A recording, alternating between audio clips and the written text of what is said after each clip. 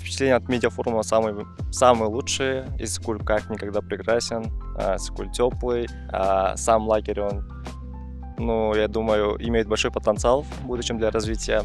А сам медиафорум проходит хорошо. У нас были встречи с экспертами различных областей, и они рассказывали очень крутые темы, поднимали хорошие вопросы, и пару инсайдов можно было словить. Кыргызстан просто невероятен, Иссык-Куль просто чудесное озеро, теплое, я поплавала, просто супер.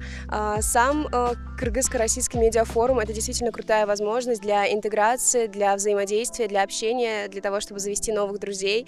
У нас здесь огромное количество классных, невероятных спикеров, мы узнаем очень много информации, потребляем их каждый день, снимаем крутой контент, и просто впечатления только самые положительные. Хочется дальше развиваться, расти и просто наслаждаться моментом. Медиафорум чудесный, место потрясающее, воздух, горы, 3 дня продуктивной работы, все как я люблю, новое место, новые люди, это очень здорово, всегда интересно, поэтому, конечно, нацелены на продуктивность и покажем себя с лучшей стороны. Медиафорум проходит великолепно, все ребята объединились, подружились, создают общий проект на тему технологического лидерства в России и в Кыргызстане.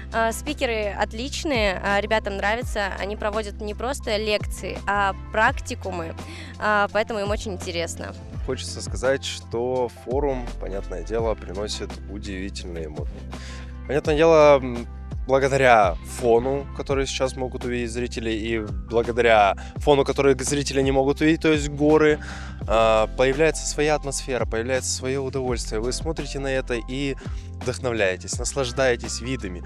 Намерены на активную работу, чтобы показать себя с лучшей стороны.